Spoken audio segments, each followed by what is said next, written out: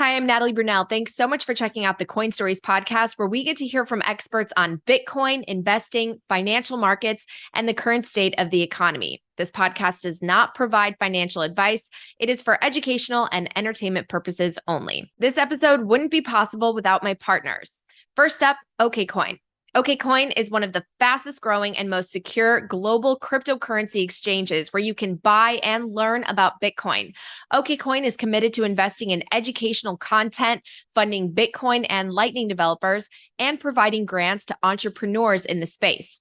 Okcoin has contributed more than $1 million to core devs and counting, has one of the most active Lightning nodes, and I also love that you can toggle between Sats mode and BTC in your portfolio. I first heard about Okcoin a few years ago from one of my favorite voices in the Bitcoin space, Saifedean Ammous, and I signed up to start dollar cost averaging. If you want to join me, head to go.okcoin.com/Natalie for $50 in Bitcoin when you sign up. Well, Nick, it's so great to have you back on the show. Thanks for joining me. Thanks for having me, Natalie. Great to see you. Great to see you. Let's start with just the overall macro environment right now, since I know you track that very closely. What's your reaction? You can, start anywhere. We got a recent CPI print, rate hikes. They claim to still be able to be aggressive. They want to be more aggressive in the September meeting. What's happening right now? Right. So there are a few things going on. Number one is we are towards what I believe the tail end of the Fed's tightening cycle. So they got off of the zero bound earlier this year, and we've already seen them raise rates 2.5%. And we're likely to see them raise another 50 to 100 basis points over the next couple months. But I believe that will be it there. We have a significant slowdown in the economy itself. So right now, 2 consecutive quarters of negative GDP is a technical recession. The reason that policymakers aren't calling it a recession yet is because other indicators are doing fine, like durable orders or employment, for example. But when you look at the internals of all the data right now, there's no doubt that the economy is slowing. And so the last thing to bring in is inflation. So inflation is red hot. The annual readings are still over 8%, but the monthly reading for the first time was actually 0 and marginally negative, which means that inflation from last month to this month came down a little bit. That's a result of gas prices now falling for 2 consecutive months. And I believe that slowing inflation, not inflation back down to 2%. I don't think we're seeing that anytime soon, anytime in the next year. But inflation on its way back down to 6 and 4% over the next year plus, that will signal the Fed that they have done their job, at least in preventing runaway inflation, which is their big scare at the moment. So I will look for over the next few months the monthly inflation numbers to keep coming down, meaning 0% change or even negative monthly change. The annual numbers coming back down below 8%, maybe below 7% over the next few months. And that will make the Fed somewhat happy that it is slowing down the economy and as a result, inflation. It will allow the Fed to pause, not start cutting, but pause, leave rates at 3% for several months and see how the economy digests. So that's my 30,000-foot view right now. All right, well, let's dig into some of that a little bit. So let's say the Fed does pause coming this fall. What does that really mean for assets, equities, Bitcoin? So I believe that risk assets bottomed last month. And when Treasury yields started to come down, that was the markets basically starting to decide that runaway inflation is no longer the big scare, that inflation numbers will come down, the energy prices have come down as well. And all of this means that we're not going to see 10, 15% inflation next year. I think the market finally started to understand that, and they stopped pricing in rate hikes continuing past 4%. So right now we see the terminal rate somewhere around 3.5%. That means that's where the Fed is going to stop the rate hikes. Right now we're at 2.5%. It still means rate hikes are coming, but it means rate hikes up to 5%. It's not even in the scenario analysis for rates traders anymore. That was in the analysis 2 months ago that, oh my God, Fed funds could go to 5% within the next 6 months. Holy crap, we have to sell risk. This is very dangerous for our risk assets because it all of a sudden starts to make the conservative assets like treasuries much more attractive on a risk adjusted basis. So when yields topped, they started to come down. You look at the equity market, the S&P 500, and at Bitcoin, they both bottomed at the same time. And so that's what I believe has happened, that the low in risk assets, we've seen that for the year. It was a couple months ago. It was the same week that Treasury yields, 10-year yields hit 3.5% and then came back down.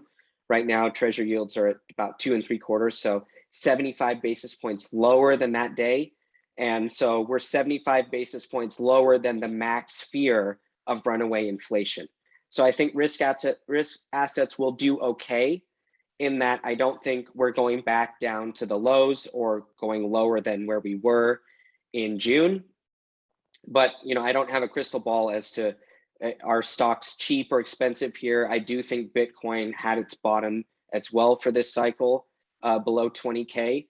But in terms of where we're going from here, it's impossible, of course, to predict price. But I'm starting to look at June's levels as this cycle's bottom for both stocks and Bitcoin. Well, that's really interesting because I think a lot of people were expecting for perhaps Bitcoin to descend even lower, again, more pain before it starts to go back up. So it's interesting to hear you say that perhaps the lows are already in, at least for this year.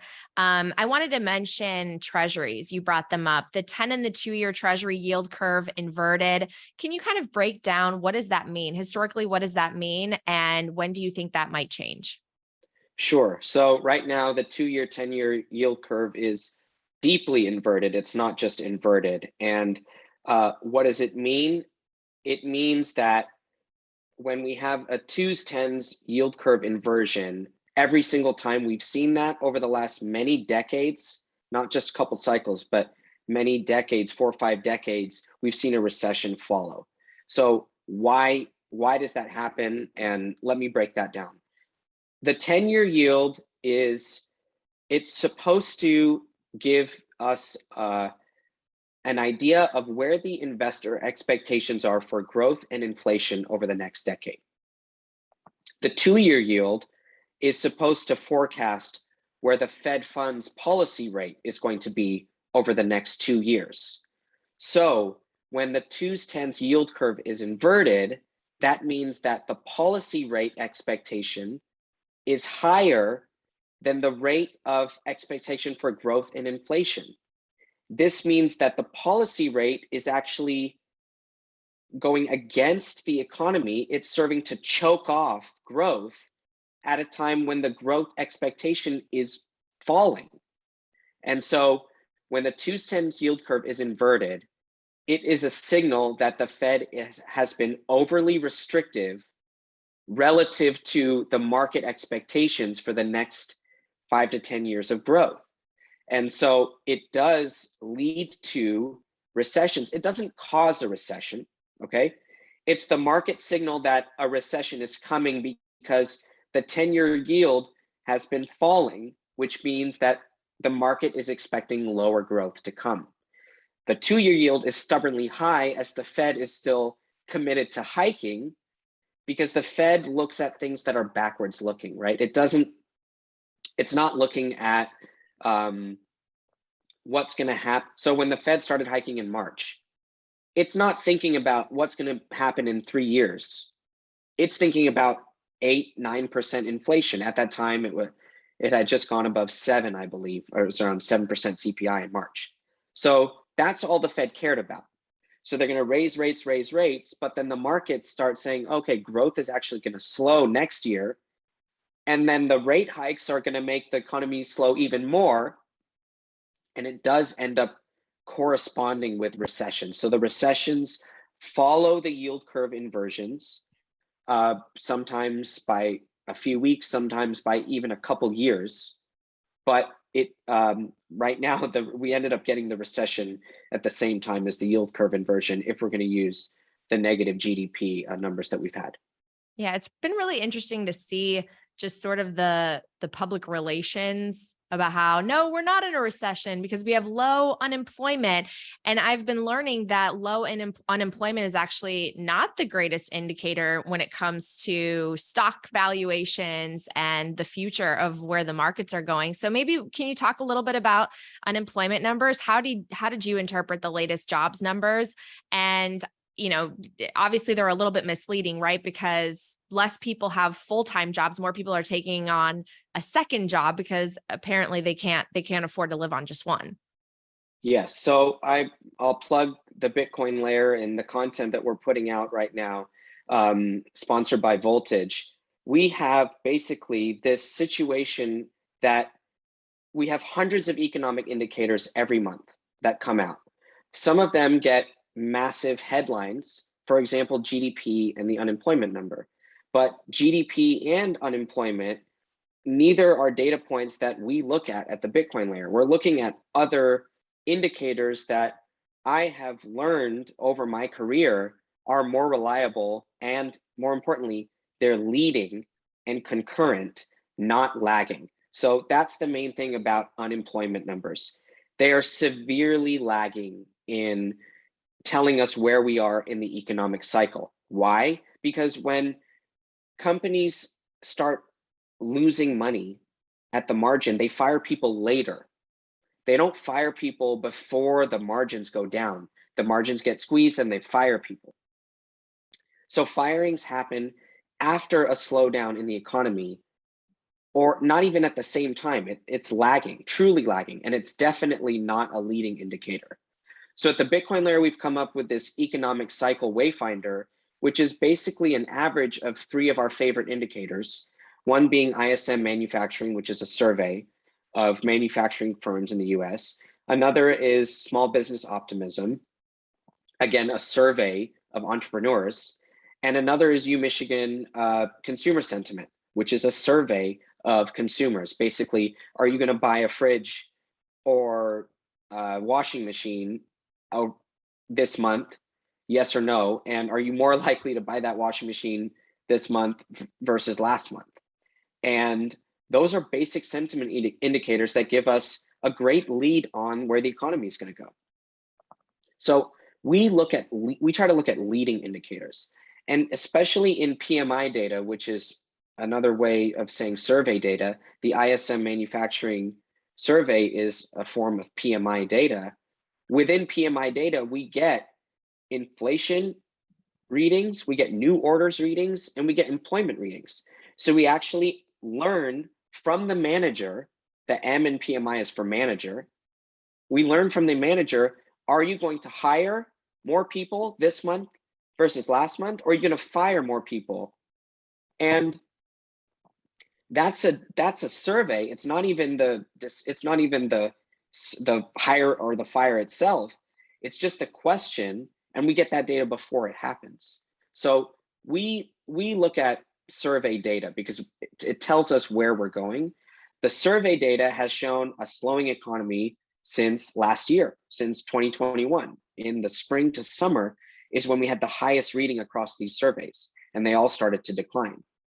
So that should have told you it was time to sell risk assets, right? And so again, we're all learning here as we go, but we try to look at these things and learn what is a good leading indicator and what isn't. And employment, it frankly doesn't even hit my radar in terms of the way I'm thinking about the framework. It does affect, like the headlines will affect Fed policy, right? So if you had next month 1 million people get fired from the NFP from a several 100,000 person job gain last month, it would affect the Fed, psychology, markets, all that. So I'm not saying I ignore every data point that has to do with like NFP, for example, but it's not great leading data for me as an analyst. And so I look elsewhere for that. Well, let's talk a little bit more about rate hikes. Do you have a prediction on how many more the Fed will impose? Because in your recent newsletter, you said, you believe that there will be at least 50 basis points in September. And you talked about kind of the Fed hiking blindfolded. So how many rate hikes are we going to see? Right. So in September, right now, the market, as of this morning, had 62 basis points of rate hikes priced in for September. Now, as someone who's watched this market very closely over the last many years, I know that 62 basis points, it's right smack dab in the middle of 50 and 75. It's the market saying, we're certain that there's a rate hike. We are certain that it'll be either 50 or 75, but we're not sure which one. So the Fed funds futures market that I look at is basically never wrong when looking at the front meeting. Especially when it comes to hike versus no hike, it's never wrong. Now we could have 55 basis points priced in the day before the meeting and get a 75 basis point surprise hike to the upside, or the market could be pricing in 70 basis points and we only get 50. Either of those scenarios are completely possible, but I've never actually seen the market be wrong for the front month contract. So that is to say, we will see another Fed hike in September to get to 3 or 3.25% on the upper bound for Fed funds. And the terminal rate is somewhere right now in the 3.5 range. I do believe that September is basically the end of this hiking cycle. November starts to get into elections. I think that by November, you'll see the annual inflation number fallen significantly off of 9%. Again, back maybe down to the 7 handle. Monthly inflation numbers being completely tamed, and energy prices also not seeing another huge run up. All of those things should support the pause. Now, that's my prediction. The famous money market analyst Zoltan Pozsar seems to think that Fed funds could go all the way to 5% this cycle due to inflationary impulses due to war and sticky CPI above in the 5 to 8% range. I don't see that. I think that inflation expectations will come down enough to get the Fed to say, okay, we're going to pause here. We're going to let the market digest all this tightening. The real estate market is really slowing down. I know that the data is starting to reflect it, but I think as Americans, it's very front and center. So every time you're out and about with people, real estate prices and like somebody is in the market for a home. We're getting a lot of data points on the slowing housing market. That trickles down through the whole economy. We might even have the Fed starting to have to entertain the idea that we're in a recession, a real recession, not just a technical one, by the fall as well. So for all these reasons, I think the pause is upon us. I think we're going to get 50 basis points in September, and that will be the end of the hiking cycle. Maybe another 25 in November, or just another 75 in September, and then that's the end. So that's my prediction for Fed funds. So if the Fed pauses, how long is that sustainable at those interest rates? Because we have so much debt in the system, and we do have these lagging indicators where the economy is really slowing. People are struggling to afford mortgages. Unemployment's probably going to climb. I mean, how sustainable is that? At what point would they actually have to go back in and cut with arguably inflation still pretty high, way higher than they want it to be, right? Yeah, I don't think we're going to get a cutting cycle unless we have a liquidity crisis. So watch the stock market and watch credit markets, for example, to tell us that, hey, the Fed, you got to come in and cut. Right now, you're not just choking off growth from the economy, but you're actually starting to squeeze liquidity out of the financial system That's the danger zone for the Fed. Now, if you look at high yield credit spreads, for example, over the last 2 months, they've collapsed back down to reasonable levels. So that corresponds with my claim that risk markets bottomed in June.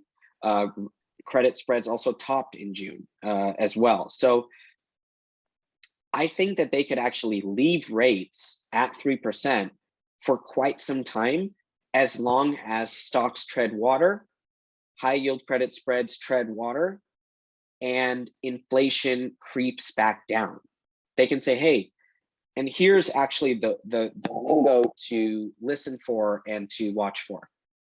They will say the risks are balanced, the Fed. This means that if they hike, they could cause a recession. And if they cut, they could cause inflation to creep back up. So they will say the risks are balanced to not move rates off of this level. And I believe that if stocks do tread water or grind higher, and the same with credit spreads, that they don't get out of control, doesn't mean we won't have defaults or companies struggling. That will definitely happen for companies that are not generating cash flow. They struggle in higher interest rate environments for sure.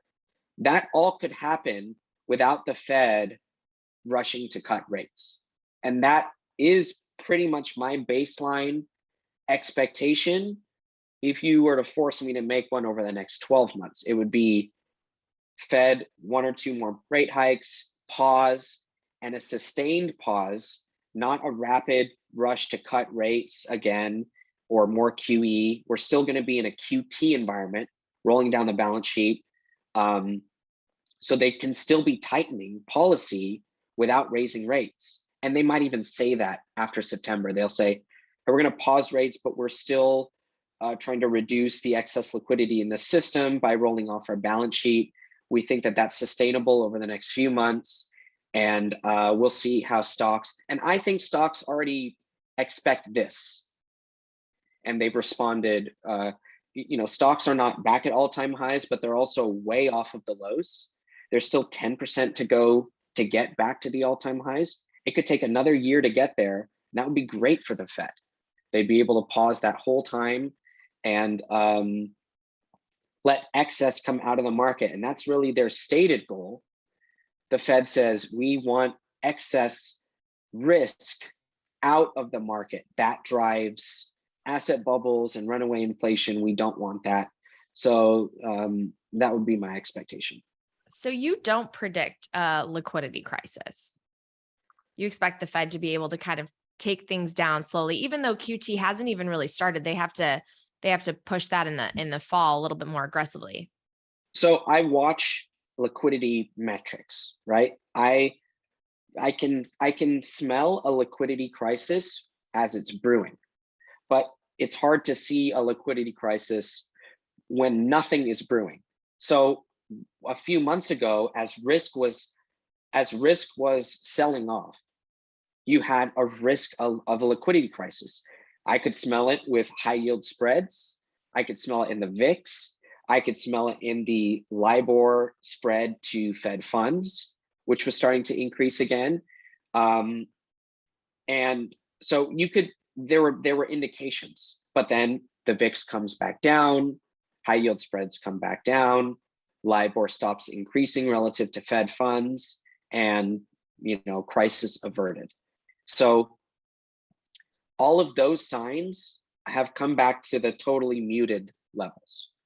And I think that the markets are always in a precarious position because how much leverage is in the system in general, how much liquidity the Fed has provided over the last decade. And then when they're withdrawing liquidity, so specifically on QT, I'll get into a little bit of bond market nuance for you here. Quantitative tightening is when the Fed lets their balance sheet roll off. It means the securities that they own mature and they don't replace those securities. So the marginal buyer of those securities on the roll, meaning on the next time they're issued, goes to the private hands. When the Treasury market, when let's say US Treasuries roll off the Fed's balance sheet, that means somebody else has to buy the treasuries: banks, governments, investors. When the yields are attractive enough, I am in the camp that this actually makes all the risk assets less attractive, as treasury yields are more attractive relative to where they were without the Fed. So they have marginally higher yields, and these are all on like a spread to neutral, not just on general yields. So they look at what are treasury yields trading at versus OIS, which is like the money market curve. And oh, it's cheap to OIS, I'll buy treasuries here. So I think that QT actually supports the buying for treasuries. But mortgage-backed securities, and here's the nuance: when mortgage-backed securities go into the private hands instead of the Fed, this is actually an introduction of volatility to the private hands. Why? Because when the Fed buys MBS, they are the seller of volatility to the home buyer, because the home buyer can refi their home whenever they want in a fixed mortgage. So when rates go down, the home buyer can refi, so they call the mortgage, right? And the Fed is the one that's selling all this optionality to the market. Optionality for asset managers prevents other optionality in the portfolio. So now MBS gets stuck to the private hands. So the private hands is now having to digest more volatility in the form of mortgage-backed securities, and will be able to dedicate less volatility budget to stocks, high yield credit, and other things. This should cheapen the riskier assets relative to the safer assets like mortgage-backed securities. So in that dynamic, you basically have less demand for stocks and other risky assets because more is going towards mortgage-backed securities. That has the potential to lead to lower liquidity in riskier markets, without a doubt. So no, I'm not predicting a liquidity crisis in the next 6 to 12 months, but to say that it wouldn't come, especially with the backdrop of quantitative tightening, it would be foolish of me to make that claim and to make it boldly. So I do recognize the potential that QT has on risk assets, and I will constantly be watching all of these liquidity metrics to try to sniff out, hey, is there a liquidity crisis here? The Fed might have to cut. Right now, the Euro-dollar futures curve is showing cuts once we get to 3.5%. So we see about 50 basis points of cuts priced in for 2023. But again, that's assuming that rates get all the way up to about 3.25, which is 75 basis points higher from here. So my prediction is a move to 3% and a pause at 3% instead of a move to 4% and then a cut back down to 3%. So that's, sort of the things that I'm looking at in the market. We are going to take a quick break from the show to hear these messages from my partners. First up, are you ready for an international Bitcoin conference? Here's a look at Miami 2022, but Bitcoin Magazine and the team that brought you the world's largest Bitcoin conference is bringing the mission of hyper-Bitcoinization global with the inaugural European gathering this fall. Bitcoin Amsterdam will take place on October 12th through the 14th at a beautiful venue in the heart of the city. Join thousands of Bitcoiners for 3 days of curated Bitcoin content that is relevant to the emerging Bitcoin scene in Europe and the global movement. Confirmed speakers include Dr. Adam Back, Alex Gladstein, Greg Foss, Ray Youssef, and many, many more. The European installment of Sound Money Fest will also take place on day 3 of the event, October 14th, and admission is included with GA and Will passes. I will be there. I'm super excited. So head to b.tc/conference and use the code HODL for 10% off your pass. You can also buy tickets to Bitcoin 2023, which will be held in Miami next May. And this episode is also brought to you by Fold. Fold is the best Bitcoin rewards debit card and shopping app in the world. how would you like to earn Bitcoin on every single purchase and spin a fun wheel so that you can earn sats every single day? Whether you're shopping at Amazon or grocery store or anywhere that you go, you can earn Bitcoin on every single thing you buy with Fold's Bitcoin Cashback debit card. And you can spin the daily wheel, which is super fun, to earn more free Bitcoin. And people have actually walked away with one whole coin on this thing. Head to foldapp.com/Natalie. And when you sign up, you get 5,000 sats. Now back to the show. So that's, sort of the things that I'm looking at in the market. Yeah, that's so interesting, Nick. I saw a recent chart about just how many mortgage-backed securities our government owns, and it's kind of frightening. I mean, historically, we've never been this far in debt and this leveraged, right? Yeah, the government, both on the Fannie Mae and Freddie Mac side, and the Federal Reserve owning mortgage-backed securities in its portfolio, is an unprecedented support of the housing market. Without a doubt. I've been on a trading desk for years where everyone's bickering about the transition process for Fannie and Freddie, privatization. They call it agency reform, which is basically a way of saying, how can we get the government to stop guaranteeing mortgages for the broad health of the housing market? But it doesn't seem politically viable. So what you have is a U.S. government who, when they put in plans like Social Security, Medicare, these are not programs that go away. They stay for generations.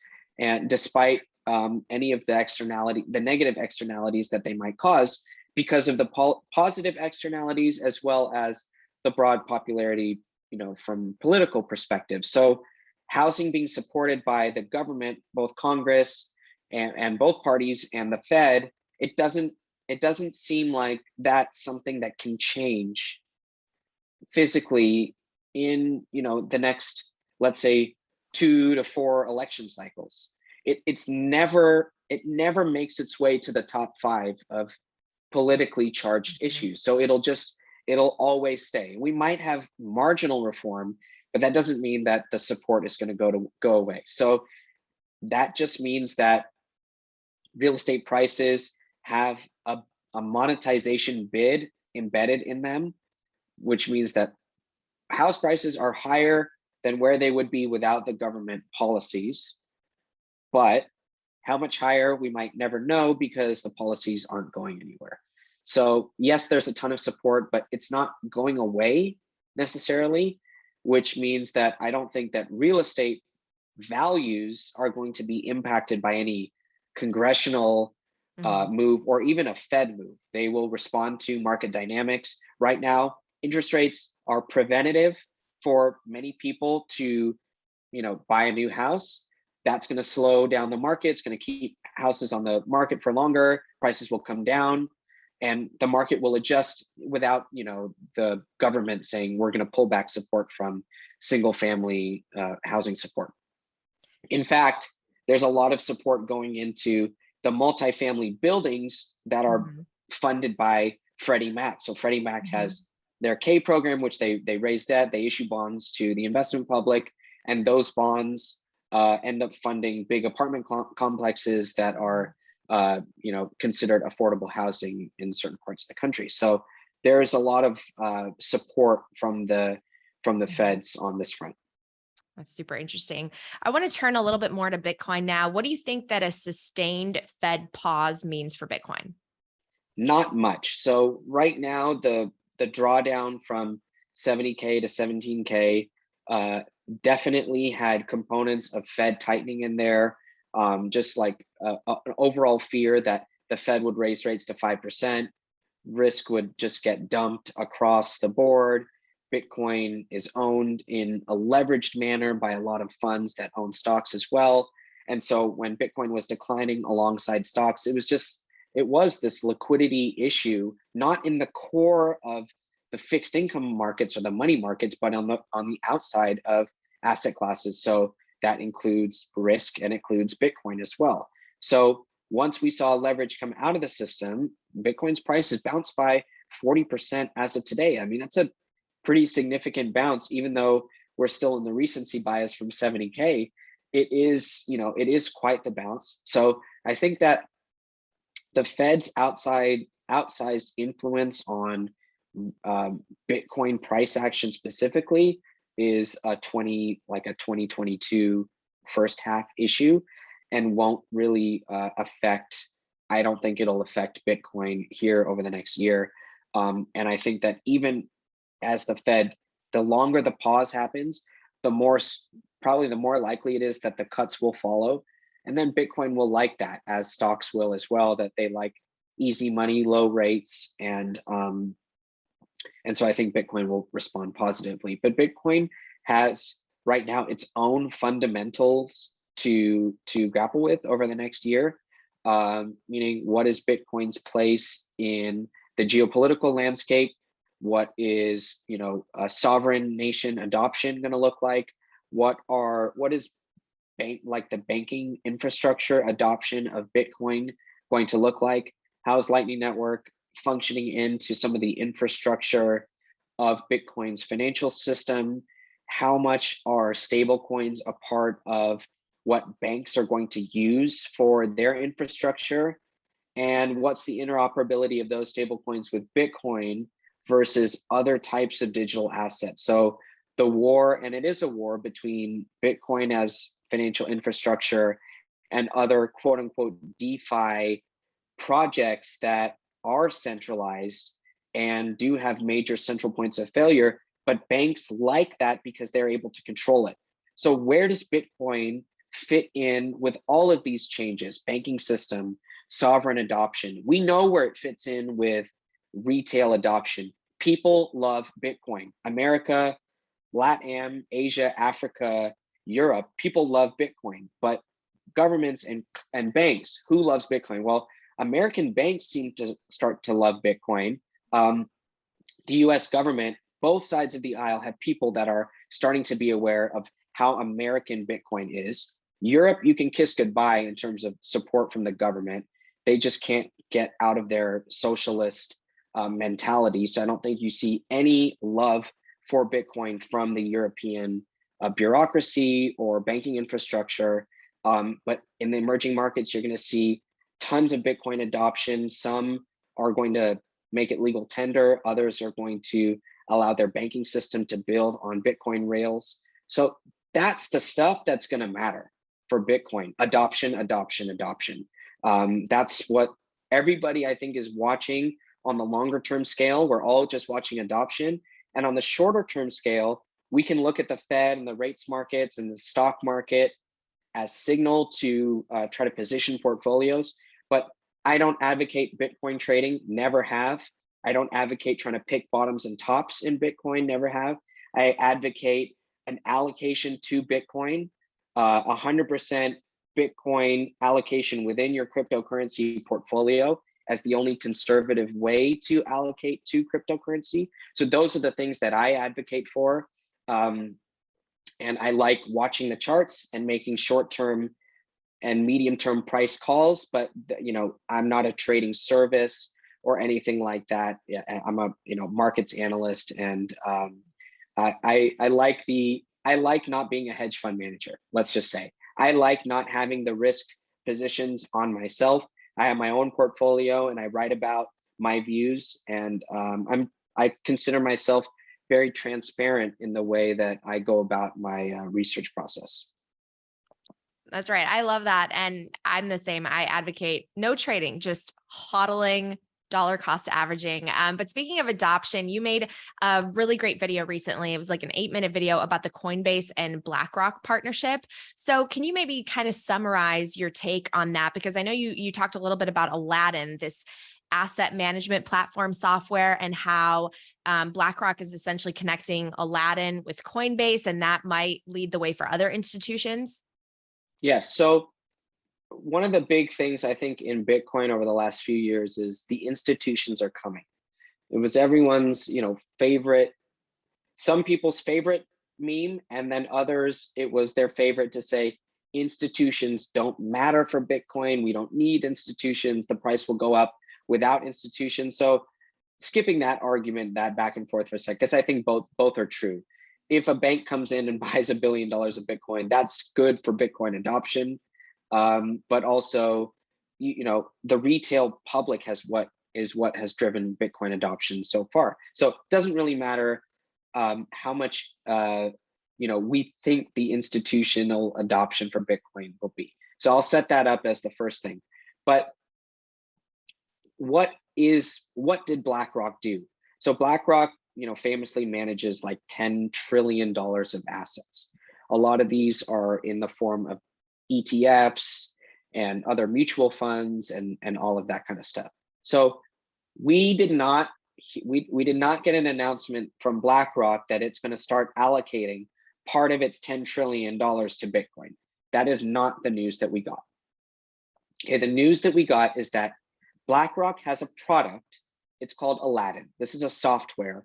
So the shop that I was at before going my way into my Bitcoin writing career, and I was on the trading desk, we used Aladdin. We had no affiliation with BlackRock.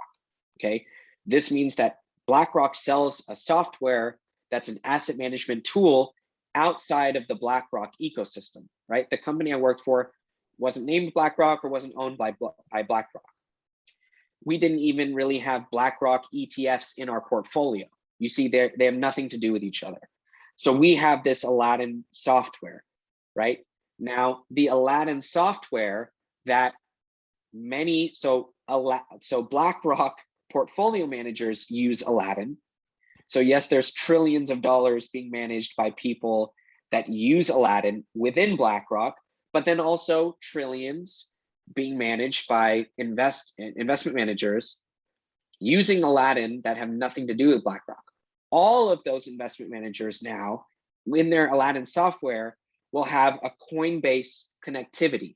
So they'll be able to, look at Bitcoin prices that are streamed from Coinbase. That by itself is still not even that exciting.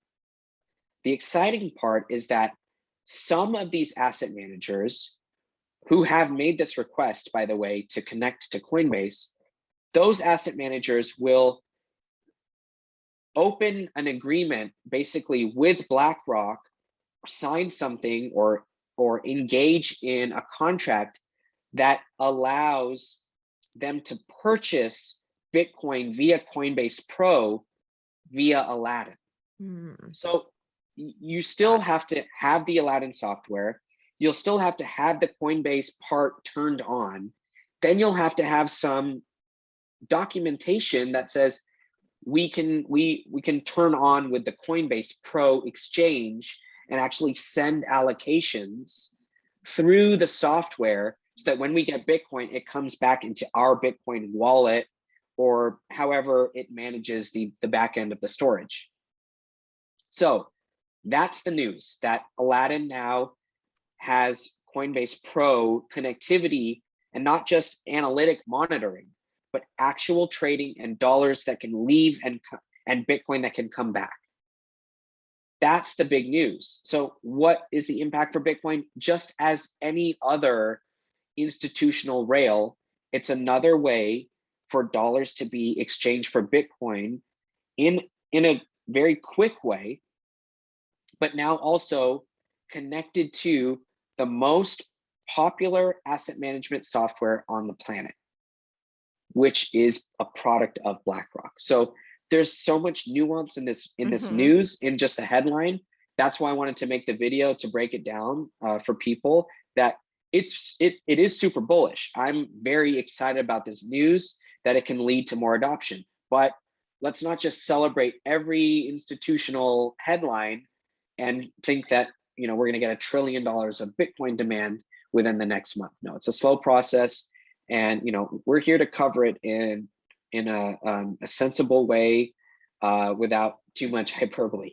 Yeah, no, I really appreciate that video because I had never even heard of Aladdin before. And so you hear the headlines, but like you said, there is so much nuance.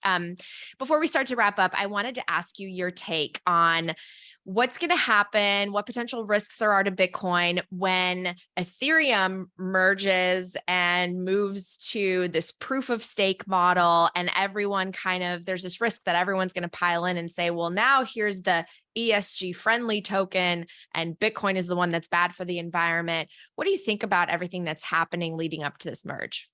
Sure. So price will always tell what the result is. And there's a chance that Ethereum appreciates relative to Bitcoin after this news, and there's a chance that it doesn't. So I will look for the market to tell us what what the world is going to do around this narrative of Bitcoin versus Ethereum. But the way that I see it, so I mentioned earlier that I have 100% Bitcoin allocation within my cryptocurrency portfolio. I've made that decision because I believe Bitcoin is it's this neutral commodity and an apolitical money. So a neutral money that has never existed on this planet since the discovery of precious metal as a human tool, not just somebody looking at gold and saying that this is pretty, but someone looking at gold and saying this is pretty and I think I could store value by taking it out of the ground. So that's the historical context I use for Bitcoin. Now I look at Ethereum with the 2016 DAO hack and the rollback of the chain as a precursor to my investment. I look at the pre-mine of Ethereum itself, in which half of the supply was allocated to insiders. It wasn't that it wasn't a market process. They showed up in an allocation process, and it was open to people to buy, but it still means that it's laced with insiders. And then the current proof of stake system and the transition, you're firing mining as your validation process. And as a student of Bitcoin, and I can, I've mentioned this on a show here or there before.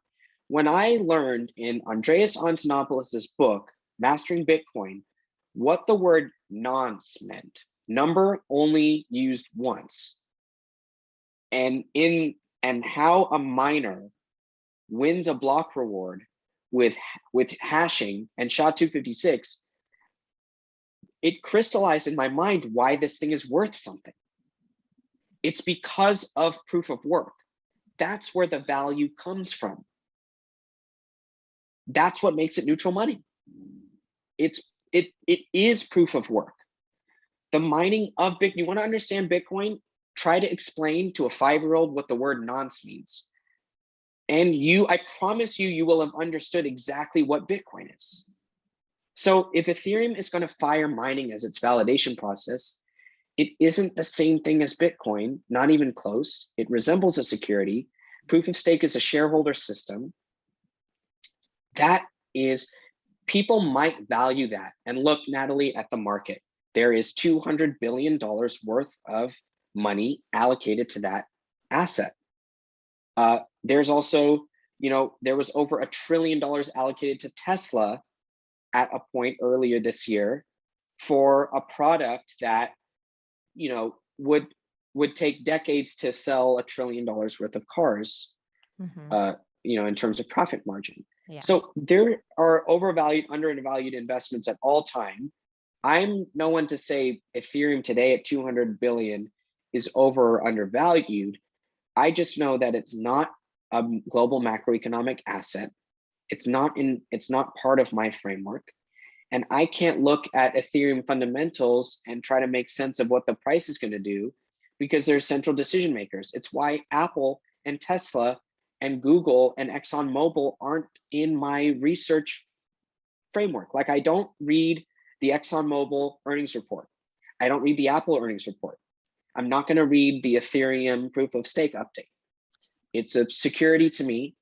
I will continue to think of it as that. And I do watch the price of Ethereum versus Bitcoin now, and I look at that cross to tell us, is there any behavioral signal that we can get about the future of cryptocurrency? So if Ethereum continues to make lower highs versus Bitcoin, which it has from 2017 to 2019 to this year, I will consider it just another altcoin that is going the way of insiders always dump. And if it makes this charge back to, let's say, 0.1, above 0.09 versus Bitcoin, it looks like Ethereum is here to stay for another few years. And maybe we'll see it challenge Bitcoin's market value with this whole ESG narrative. And if that's the case, we'll have to cover that. Super interesting. Thank you for those insights. This bear market is bringing out some new debates. I think it's sparking a lot of just, I don't know, people seem like their nerve endings are a little bit raw and they're ready to jump in with some fuel, especially with regards to this crypto versus Bitcoin conversation right now. And it's been interesting to follow ahead of this merge. To wrap up, Nick, what else are you tracking? What else do you want to talk about that maybe is on your radar right now? Well, right now we're just trying to build a research and education platform that works for people. There's a lot of options out there. There's a lot of banter on Twitter. There's a lot of propaganda on CNBC. There's a lot of signal that, I personally get from resources like the Wall Street Journal and Bloomberg. And I, do charting all the time. So my goal at the Bitcoin layer is to boil all that down into high signal messages for people. Somebody who has a strong fixed income background that can provide context for some of these macro narratives, like Bitcoin is a great inflation hedge. That comment by itself can be awarded or shredded depending on how you define inflation and how you define the time period, right? Bitcoin is a phenomenal inflation hedge if inflation is defined as an increase in the global money supply looking at a 10-year time horizon. Bitcoin is a terrible inflation hedge if looking at a 6-month time horizon with CPI as your metric, because it went down 75% as CPI inflation was booming. So you see, just Bitcoin as an inflation hedge can be spun in every single different way. And Twitter is not the best platform to break down some of that nuance. So, that's what I'm trying to do. Thrilled to have Joe Consorti alongside at the Bitcoin layer. He's helping me put out some great analysis, and Matt Ball is helping us put these videos together. And we have a great sponsor in Voltage that's helping support our effort. So that's what we're doing over the Bitcoin layer. We're now on TikTok and Instagram with a daily show, 45 seconds, a daily dose of Bitcoin and macro news. So just trying to put out as much signal, high quality signal as I can, no noise, and here to narrate, the transition to a Bitcoin world. Well, I love the layer. I hope everybody checks it out, your newsletter, the show, as well as your book, Layered Money, which is fantastic as well. Thanks so much for joining me. Thanks, Natalie.